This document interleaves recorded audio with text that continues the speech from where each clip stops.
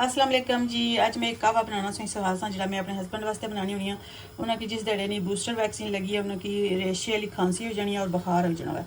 तो उस वास्ते मैं क्या करनी है 2 इंच ने अदरक ने टुकड़े 2 टुकड़े नीनो 1 इंच ना और तकरीबन 2 इंच ना दालचीनी ना टुकड़ा और उस तो बाद 4 सब्ज़ इलाचियाँ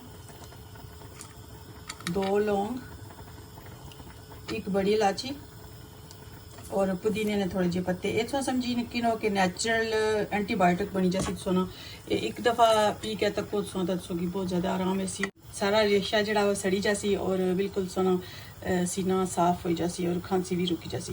तो ये मैं 4 कप पानी पाया इसने विच और इसी पकाई पकाई के मैं 3 कप करसा और 3 टाइम 1 कप वो पी के निकलता है। फिर दूसरे दिन सो तक सो कि इसका रिजल्ट कितना ज़बरदस्त है। खांसी भी रुकी जासी और बगलम जी है चेस्ट पर वो भी जानी दिसण नहीं लगी जी जनाब।